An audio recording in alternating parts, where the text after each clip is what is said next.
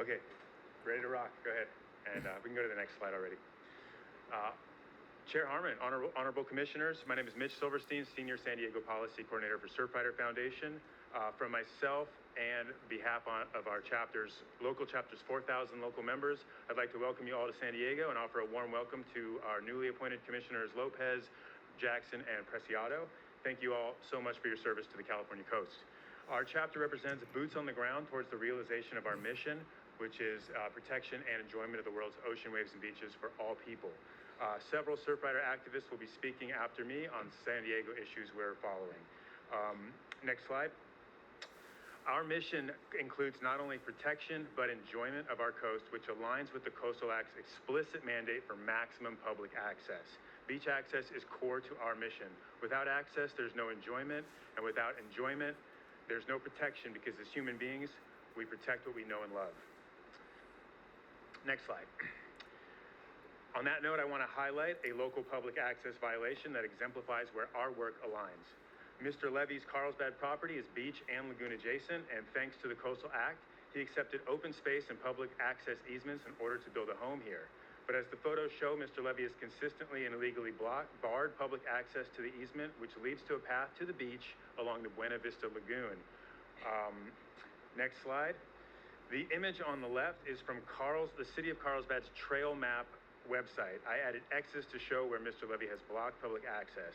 Sadly, when you click the city's link to the North Beach Trail, a photo of his locked gate comes up, which is the photo on the bottom there. Meanwhile, the gate to the trail along the lagoon is locked and completely overgrown.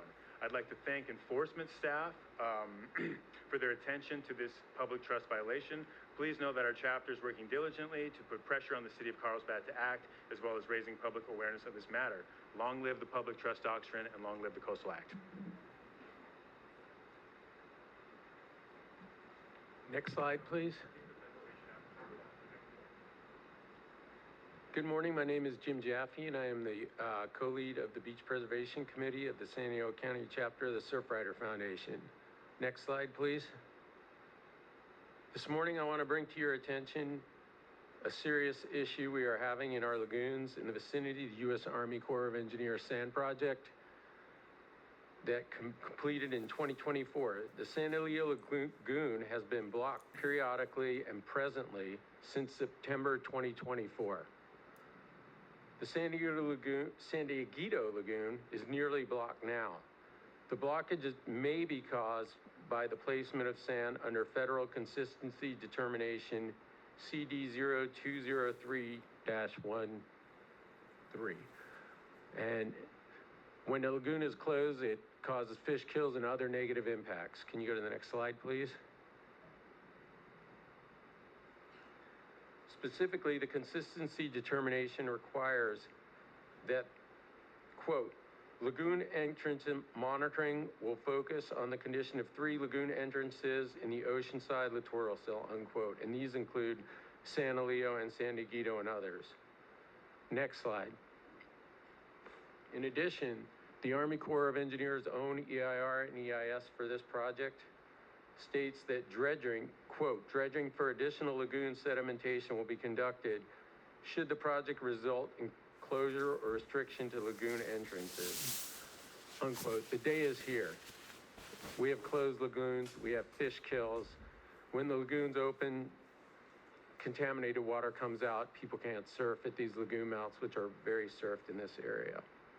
So what we're asking you to do is to take direction to make sure that the conditions of the Federal Consistency Determination and the EIR are met, and these lagoons are kept open. And this is a 50-year project, so it's going to be a while. Thank you. Next slide, please.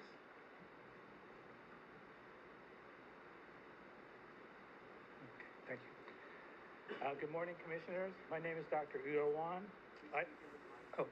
I have been a Surfrider member for over 3 decades and currently serve as the vice chair of this chapter in San Diego. I have lived in the impact zone of Sandag Bluff stabilizations, namely in Del Mar. I lived there for 42 years and frequent the beach and bluffs almost daily.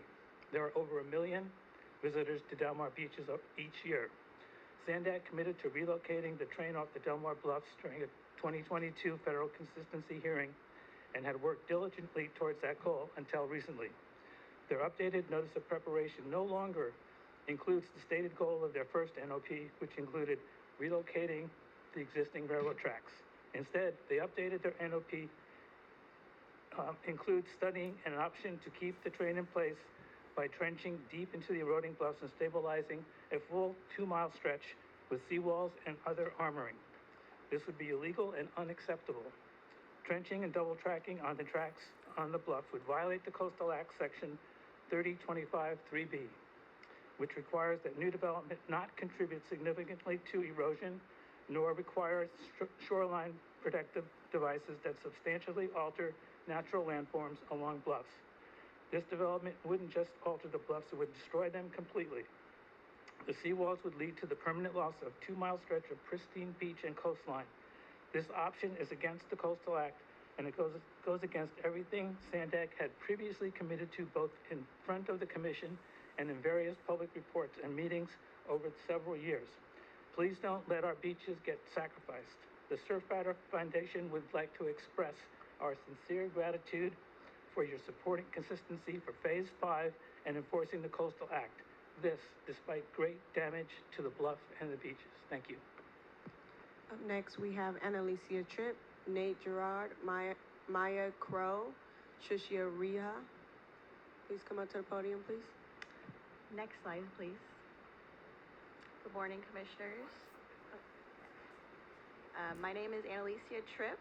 I would like to start with thanking the Enforcement Division of the Commission for requiring plastic reduction programs for hotels and campgrounds that violate the Coastal Act. I'm a co-lead for the Ocean Friendly Restaurants program through Surfrider. We recognize restaurants committed to cutting out wasteful single-use plastic and offer a straightforward framework to help them make sustainable choices for our ocean. The program works to support outreach to empower restaurants towards more sustainable practices. I also lead as a site captain for our local ocean beach cleanup held once a month. When collecting items from our beach cleanups, I've observed that single-use plastic waste tops the list of items volunteers collect monthly. This pollution impacts our marine ecosystems and wildlife, including seabirds, dolphins, fish, turtles, and whales. It's not just ocean life at stake. Plastic contains toxic chemicals that can transfer from containers, cups, cutlery, and straws directly into the food we eat. In my daily job, I'm a restaurant manager at Mitch's Seafood. Learning about this program and joining as an ocean-friendly restaurant has shaped our business to become more sustainable with reducing our daily waste and eco-footprint with guidance and following the criterion of eliminating single-use plastics. The larger our network of ocean-friendly leaders grows, the more mainstream the concept of plastic-free becomes. At this point, San Diego has 95 ocean-friendly restaurants and 3 ocean-friendly hotels that are committed to creating a more sustainable environment. Your plastic reduction programs go a long way to protect our coast from plastics, and we look forward to your support in exploring partnerships with our ocean-friendly programs. Thank you. Good morning, thanks. So my name is Nat Giroux. I live here in San Diego, just a couple miles over the hill. Thank you. Next slide. Yeah, so my comment is about emergency permits for seawalls and armoring, which are increasingly being used here in San Diego to circumvent important coastal regulations in San Diego coastal neighborhoods.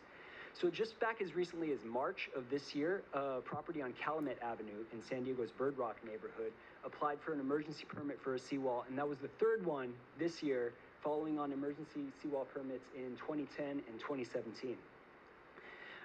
This is increasingly being used, and the engineering firm handling this work has said that this probably won't be the only residence on Calumet to do this in the near future. As these hotspots are increasing, these emergency permit hotspots are increasing, Calumet Avenue is a great example, but Ocean Beach, North Sunset Cliffs, really up and down the San Diego coast, we're going to be seeing more of this. Meanwhile, every new seawall actually speeds erosion and increases erosion on either side of it, increasing the risk to its neighbors. Ironically, as these oceanfront properties expand and apply for improvements that are apply for permits, this actually increases the value, the dollar value of these properties at risk. So we can't continue to pretend that these emergencies are unexpected. We see this coming, right? The writing is on the wall. We're living on a coast that's eroding. Increased storms and increased erosion are in the forecast, but these property improvements and expansions continue to be approved. So this is the time now to start planning for the inevitable. We should begin discussions now to stop these property improvements and expansions and begin talking about downsizing or moving properties back off of the bluff for the protection of the properties and also to protect our coasts and beaches. Thank you. Hi, my name is Maya, and I'm a volunteer for the San Diego chapter of Surfrider for the Climate Action Cohort. Next slide, please. I'm concerned about the Tijuana River pollution crisis because this is the most significant ongoing health crisis in our state and continues to get worse every day. Impacted communities are suffering daily from chronic exposure to toxic air and water contamination. This issue not only impacts surfers and swimmers, but also the aerosolized pollution reaches families and businesses by the shore and main river channel. Water quality samples from the area are not only finding E. coli, but also lead and other hazardous contaminants from the US-based factories located across the Mexican border. South San Diego is experiencing widespread decreases in tourism, business closures, and decreases in property values due to the ongoing health crisis. If we do not address this issue with the importance it deserves, it will only be harder to contain in the future. I'd like to thank the Commission, and especially Imperial Beach Mayor Aguirre, for your leadership, ongoing attention to this issue, and the supportive letters they wrote to the Biden administration and the Governor's office asking for emergency declaration. Commissioner Aguirre brought much needed focus on this issue, and we're sad to see her go.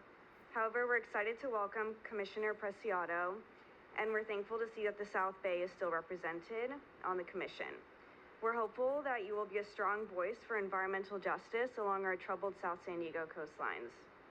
Please continue to stay invested in this issue and use your voice and influence towards achieving immediate relief, substantial investment, and a permanent solution to this ongoing environmental disaster.